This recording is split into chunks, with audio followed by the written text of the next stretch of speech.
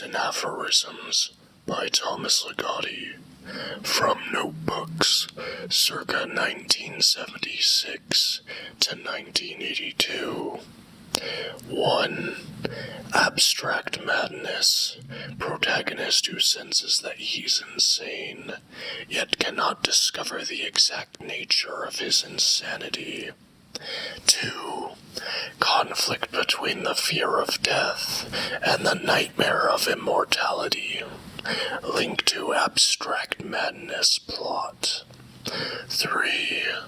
Character who is dying, yet has no feeling whatever that he is confronting death. Paradoxical horror. 4. Detective writer who cannot bring himself to use the word corpse, replacing it in his fiction with entirely arbitrary terms. Readers amused by this quirk at first, but soon begin to perceive more and more words as code words for corpse. The literary career of Ian Corman. 5. A world forever reverberant with the horror of all who have ever lived and suffered. 6. Story in which the fantastic element is treated in an ambiguous way that seems neither to negate nor affirm the fantastic. 7. The unique way in which a first-person narrator can talk about his dream self. 8. Man meets vampire in church. The vampire turns out to be a priest. 9. Conflict in modern supernatural fiction is not between good and evil in the traditional sense, but between sanity and insanity in both the personal and metaphysical realms. 10. Taking one's place among the monsters. 11. Title: The Rash. 12. Stage performance that elicits from the audience a very strange sound. Horror of the ludicrous. Backstage. There. Do you hear it? 13. Someone ends up in a hell where his torment is to be perpetually on the brink of death without ever dying. 14. The horror of forms merging. 15. Much of fantastic literature is an exhibition that consists of kaleidoscopically manipulating concepts into patterns which are new and perhaps a little strange, yet which lack any particular emotional or visionary foundation. True strangeness is a perspective, not a sequence of events. 16. Eternal cosmic vertigo. 17. Opening scene of a story. Priest in bar ordering large quantities of alcohol. 18. Atmosphere in a horror story is supplied by narrative and descriptive signposts that point to an awesome other world beyond the story itself. 19. Madness as a place, a time, a dimension. 20. Narrator who is reliable because he is mad. 21. Short horror tale as an invasion of a reader's mind and an undermining of his normal categories of expectation, leaving him in a state of shock and wonder at his own comprehension of something so bizarre. 22. Some readers do not have much disbelief that they need to willingly suspend, easily comprehending from the experience of their lives the most strange and regrettable possibilities. 23. The horrors on which I hope to focus should not be symbolic of the objective horrors of society. Nazis, mass murderers, disasters, etc., but more of the inner horrors that necessarily confront all individuals. 24. First-person present tense story about the possession of someone by something. Why is X looking at me like that? Chronicle gradual loss of identity and substitution by an fading entity exclusively through stream of consciousness narrative. 25. If we could listen into another mind in the process of conversing with itself, we would go insane, overwhelmed by the reality of the other. 26.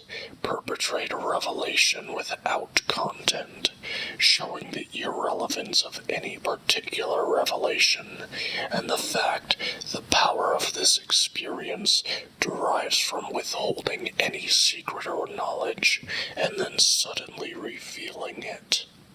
27.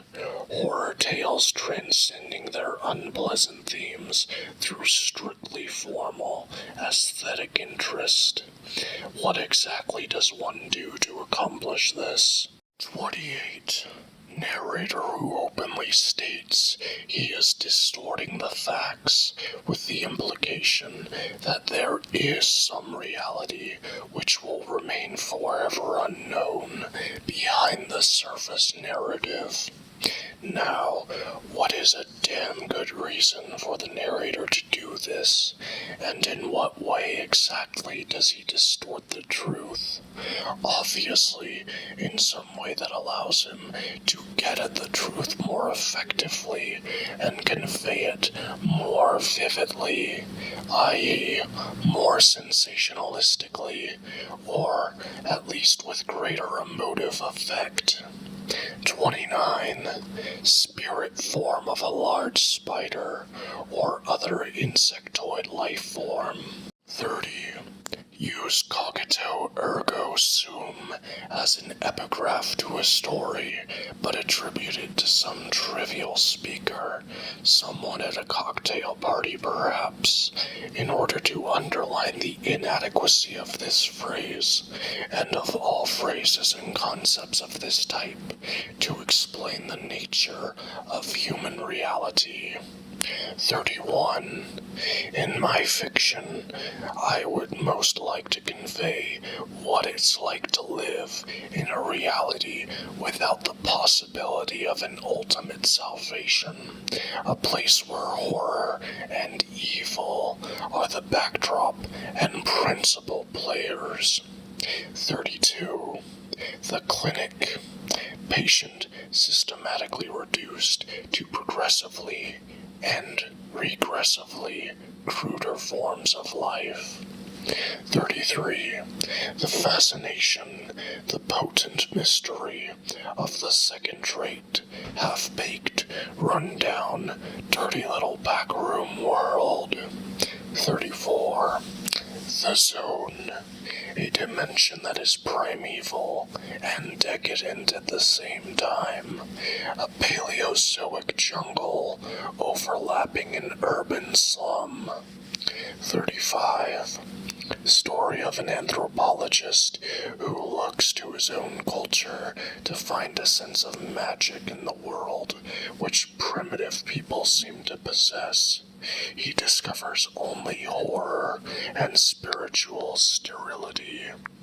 Man with an extremely cultured voice who thinks, or seems to think, perhaps trying to induce himself to think, like a savage.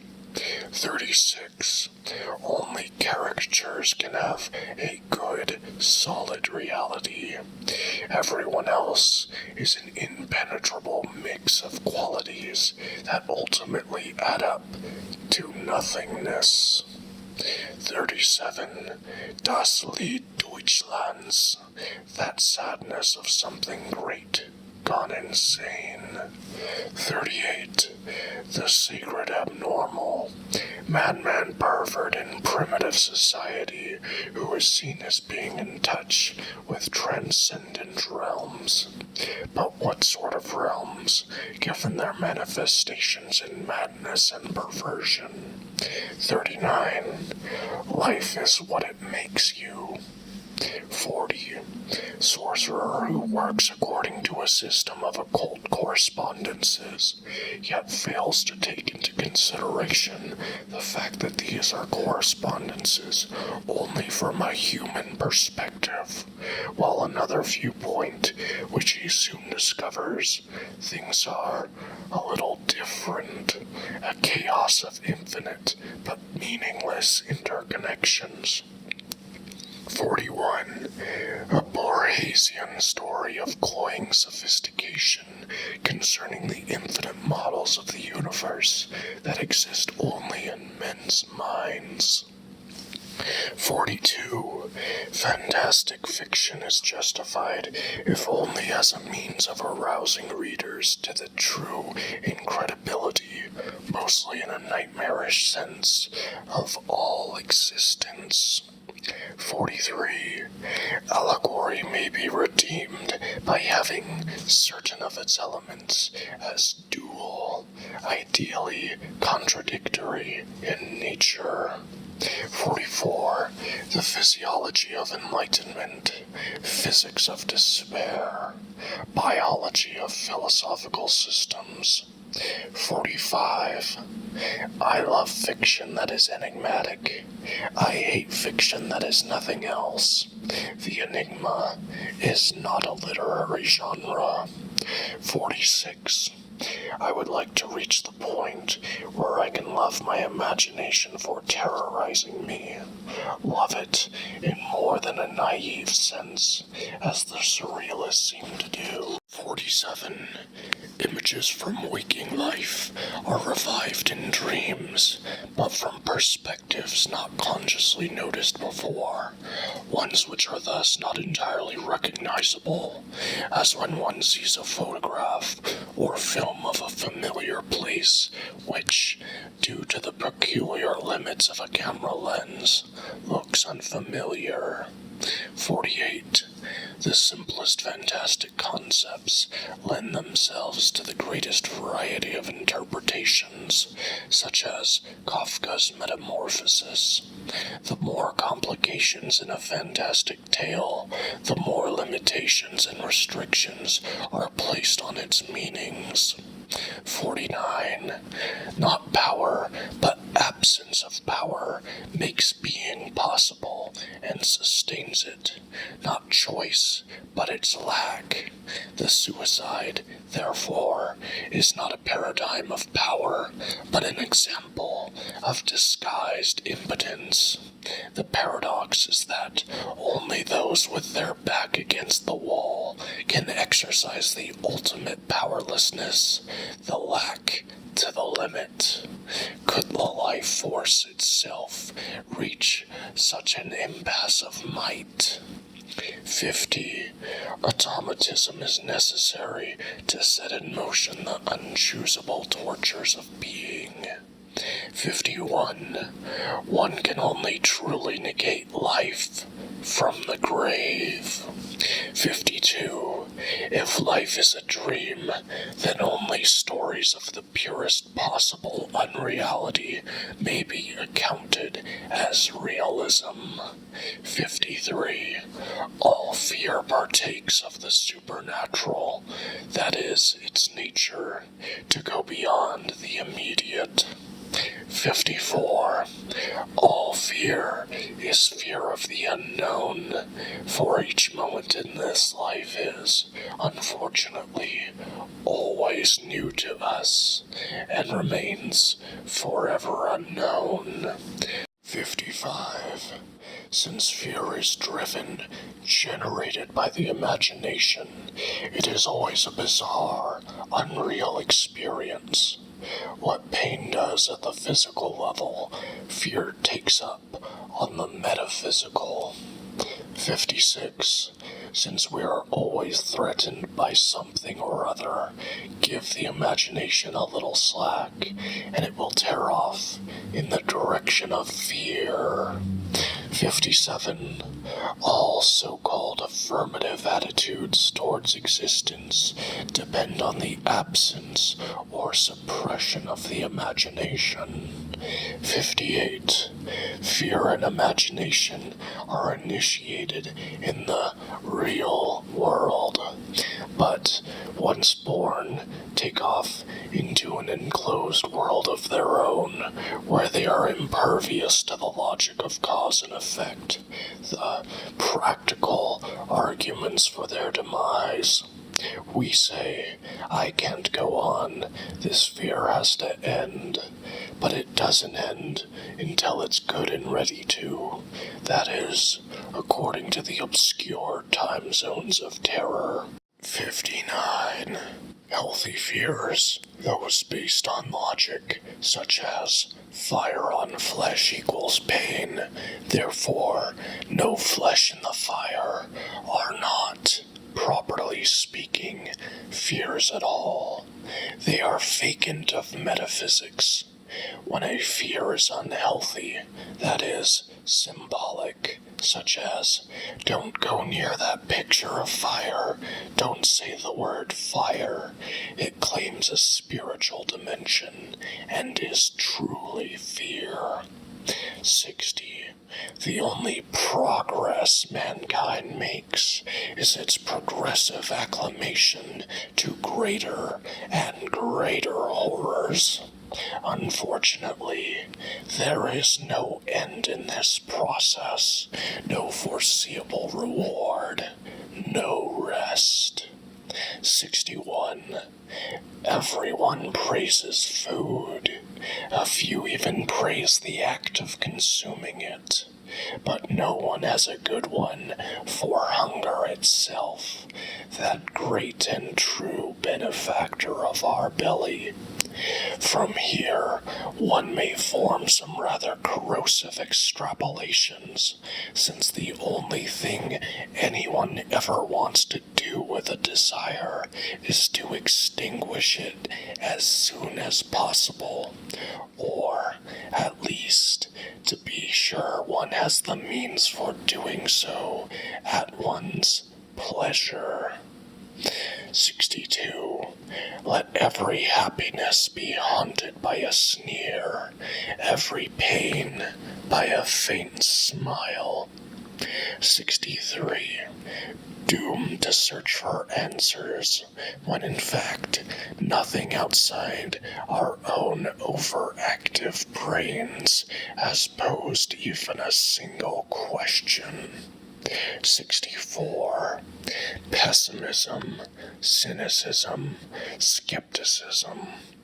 Terms that make sense only within a social context, conditions of pain forced upon us by our fellow man. On our own, a negative attitude would be irrelevant to our suffering, if it could even exist at all. In society, it is rewarded with a stigmatization that augments our other miseries, even surpasses them. 65. The truth about any given matter is always desolate or horrible if pursued beyond the point of the practical.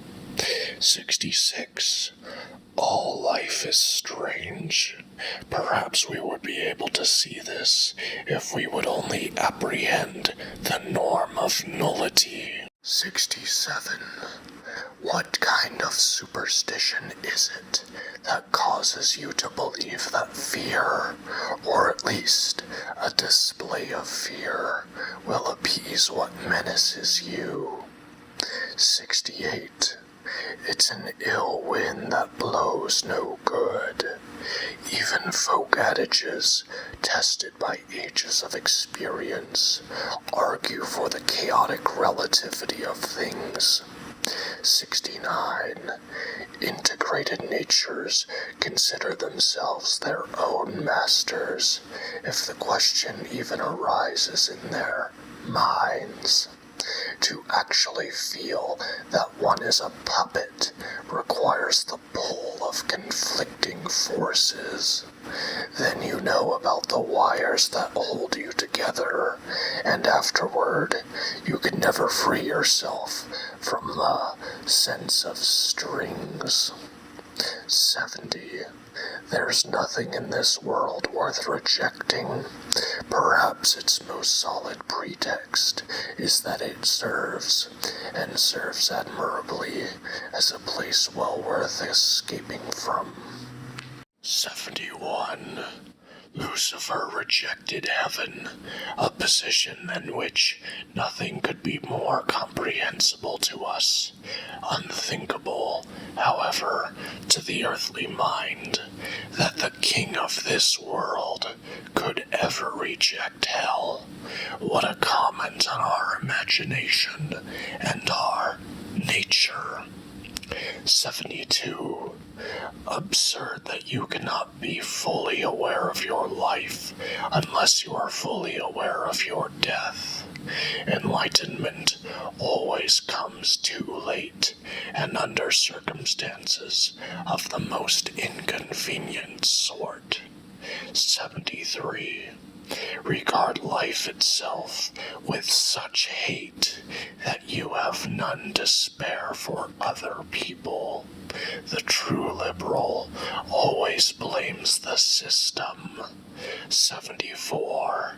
The shuttling between anxiety and depression. When one is settled in one of these hells, the other looks like heaven, an illusion that dissolves the moment you get there. 75. Optimism is a shield, pessimism a sword. Both have a deep crack in them. 76. The greatest power one may possess in any situation is simply not to care what happens. In fact, it's the only power, all others being a semblance and mockery of it. But you must also not care about possessing the power itself. So fuck it. 77. From the realm of reason, the irrational looks rather attractive, a naive viewpoint at best, and one that can be maintained only as long as one is confined within reason's protected borders. This little pizza bianfetta could also be played within the roles of reason and the irrational reversed, depending on where one is forced to begin.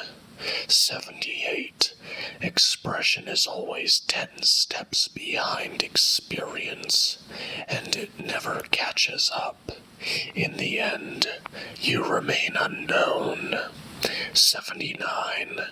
If all individuals, all groups and societies, all human institutions reap the fruits of their respective labors today, tomorrow you could walk the earth and hear only the wind, the stupid sounds of nature. When did we forget that we deserve annihilation? 80. Anyone who has experienced a complete absence of emotion, say, for a year or two, knows that the universe is entirely made up of our feelings about it. In fact, it's just made up, period. 81. To say that nothing matters over and over again is a therapy which is only appropriate in certain circumstances, ones that are the most resistant to the benefits of this philosophy. But how vivid this truth becomes at times when we neither intend nor desire to self-administer its remedies. 82. The less you do, the less you dream about, but the more often and the more intensely you dream. 83. Horror concept that characters in one's dreams are aware of being characters in a dream. 84. Inner and outer realities can never be successfully treated in isolation from each other. To speak of one is inevitably to invoke the issues of the other. 85. A fantastic element in a story must be merely symbolic of some psychological reality as understood by the conscious mind. But it should also have a degree of autonomy, some integrity and reality of its own, to make the reader feel its otherness, as well as its relationship to banal, known existence. 86. To write a story that did not depend on the reader for its existence. 87. Lovecraft claimed he was interested only in fantastic phenomena in his stories, when in fact he was supremely concerned with the sensitive perception of these phenomena, with the consciousness they induce. 88.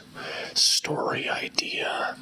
Man is followed by a faint mirror image of himself, whose movements he is able to control. One day, he reaches out to grasp something, but cannot reach far enough. The mirror image reaches out a little farther and grabs the object, then turns and smiles. The other one smiled first, then he felt his own face smiling. 89.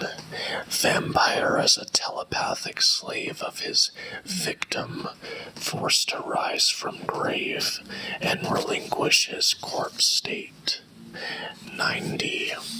Ideal horror tales, a thoroughly symbolic universe, its every aspect contemplated and expressed in the symbolist manner, portraying the horrific essence of things and creating with the greatest possible intensity the dream sense of the world's horror. Tales not told to the reader, but overheard by the reader, indirect tone, dreaming, narrating in your sleep, everything transformed, mundane and exotic elements alike, the two often exchanging qualities. Remoteness, no waking morals, concerns, ideologies, philosophies, messages of any kind, pure vision without judgments, inspiring only dread and awe, a sardonic exuberance, grim exaltation, metaphors drawn from the realm of dreams, death, disease. Behavior of characters always betrays their lurid knowingness and the nightmarish nature of their world, although some are more knowing than others. The waking world requires a superficial sense of cause and effect, which occultism provides. Dreams, the true occult realm, need no such ersatz rationalism, only the sensation of revelations that feel horribly true. Minimal dialogue, plots make a kind of surface sense, as in Greater Festival of Masks and Music of the Moon. Maximum atmosphere, focus on seemingly irrelevant background, often swamping the actors in the foreground. Objective, unemotive description as contrast to dominant metaphorical dreaminess. Vulgar puppet show melodrama and artificiality.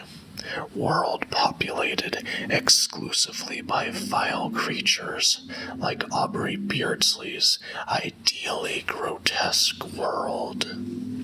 91. Those signs, symbols, portents, and omens that traverse the periphery of Villiers' tales.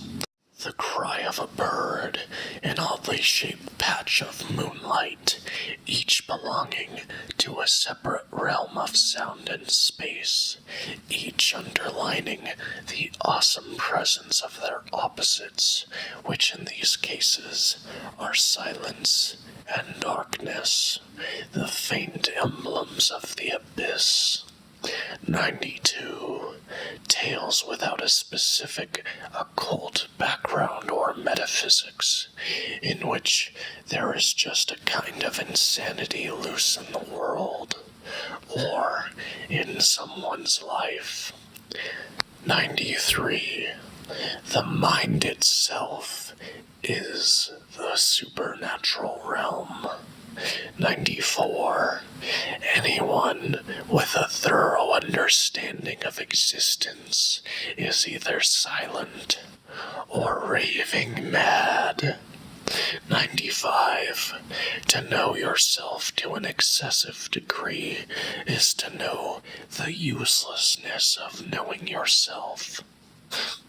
As if there were anything one could call a self. 96. The fantastic occurs in the gap between reality as we unconsciously assume it to be, or wishfully desire it to be, and reality as it is. 97.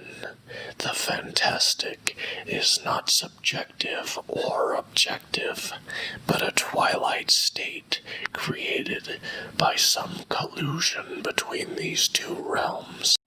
98. The fantastic doesn't exist in an ideally routine world, which would be a fantastic reality in itself, or in an entirely unstable universe, equally unimaginable, but in an impure universe where the two are mingled. 99. Nothing is worth writing about except things sensed, however faintly, outside the visible universe. 100. Ghost story featuring a horrible, impotent creature that takes any amount of abuse and mutilation, yet still remains, still haunts. Its power resides in its dual qualities of persistence and disgusting weakness. 101. The broken covenant of order. 102. There is no horror in total chaos. Horror is located in the entropic transition from a greater to a lesser state of order on the way to chaos, with all the little collapses pointing toward the big one. 103. The realization that there never was a covenant of order, only a devious document written in blood. 104. Connection between M.R. James, Count Magnus, and the family of Eric Count Stenbock as delineated in Stenbock. Yeats and the 90s. Could James have known Stenbock? 105. To his credit, Poe goes out of his way to ruin the pure entertainment value of his best stories. Example, undermining the picturesque, sublime effect in the intro section of Usher. Lovecraft does something similar. The most charming New England settings in his tales are always a facade. 106. Witches, one rustic says to another, hefting a scythe. The trek through the super-haunted woods to a cottage where two old women live. Horrible turn of events. Witches, everyone said. 107. Every rupture in routine, however slight, may become a chasm, releasing the fantastic from its depths. A fracture, opening the incredible. 108. Supernatural horror is based on a sense of the world, and not an understanding of any system designed to explain it. The symbols and allegories of supernatural horror refer directly to experience, rather than a religious, philosophical, ethical, moral, psychological, or social interpretation of experience. Hence, the reference of these symbols, these allegories, are often obscure, even to the author's own mind, because they are not articulated, not coded into a system. They are never obscure to the feelings, the viscera. 109. I hate to speculate on such things, but I have my suspicions that paradise itself is a nightmare. 110. Revelation of the whole scene of existence leads a character to a self-mocking embracement of horror, an affirmation that this is the best and the worst of all possible worlds. 111. Not the how and why of the realistic supernatural tale, but simply the what of the nightmare, source of all supernatural horror. 112. Someone leaves behind not his ghost, but his vision of things to haunt a place, affecting the way others see it. 113. Consciousness breeding in some obscure place, like a blue fungus. 114. What do creatures like Lovecraft's Brown Jenkin think and feel? Narrator's note. The witch's rat-bodied, human face familiar in The Dreams in the Witch House. 115. Everything is a trap, but it's only when one attempts to escape that this fact is realized. Vicious cycles of circumstance, weird principles of identity, and self-dependent terms are the materials of this trap. The nausea of trying to break through, destroy these things. 116. The secret of the success of world religions lies in their genius for trivializing human suffering. Paradoxically, this is done by setting our agony on a cosmic stage.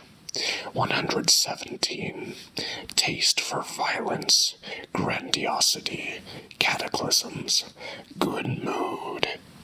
Distaste for the pain of violence, the vulgarity of grandeur, the terminal tragedy of cataclysms. Bad mood. 118. The inability to love any particular thing as much as one hates life as a whole. 119. The interplay of forces bring about natural events. Are there particular forces always present in order to effect particular supernatural events? In fiction, that is. 120. Boredom, along with the fear of boredom, may serve as the fundamental explanation for all the horrors we inflict upon ourselves, both as individuals and as a species. 121. Seeing a mother holding an infant in her arms. How does one avoid imagining all the nightmares fermenting inside that tiny skull? 122. The Horror Tale, a crazy combo of charlatanry and the howl de profundis. 123. On Earth, we are all in the same mess. Nevertheless, it is the differences, not the identity, among us that constitute the basis for almost all our behavior. 124. Humor is not only a latent quality of horror, it is the mask of horror, just as horror is humor's secret face.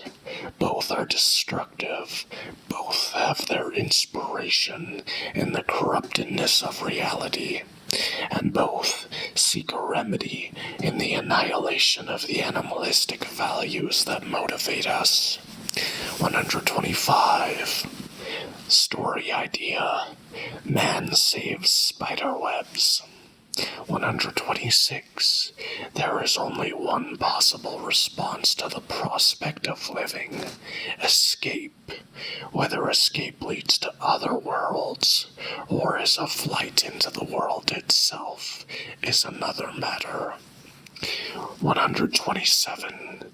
With the disappearance of each individual, each generation, life is pardoned of its crimes, but only on a technicality. The witnesses of the deed, innocent bystanders all, can no longer come forth and give their testimony, which has been made inadmissible by death, however elaborately it has been recorded in second-hand form. No one hears them anymore. 128. This maddening game, in which one is always walking the edge of irony, hypocrisy, always speaking in tasteless double entendres between truth and appearances. Will you play again tomorrow? You ask yourself before falling asleep each night. We shall have to see, you answer, never knowing who or what else is included in this we. 129. Werewolf. Title for a bad popular horror novel. 130. Every joy is an indirect, even a backward joy. 131. Horror. Refuge and revenge for the ultra-sensitive. 132. To hear the mocking laughter of your future self. 133. It's not that a fantastic story needs to draw its value and validity from the real world, that it ultimately must refer back to the everyday, but that the real, everyday world refers to, or at least suggests, the realms which can only be portrayed in a fantastic story. At its deepest level, the world is always strange and frightening to us, as much as we are to ourselves. 134. Death is fantastic, unnatural. Its constant rearrangement of reality, its derangement of our minds and lives, is all but inconceivable. By contrast, immortality would be the most natural thing in the world. 135. Epigraph from Ludwig Tieck, the Runenberg. In plants and herbs, in trees and flowers, it is the painful writhing of one universal wound that moves and works. They are the corpse of foregone glorious worlds of rock. They offer to our eye a horrid universe of putrefaction. 136. Only in the unreal can we be saved. Reality ruins everything and everyone.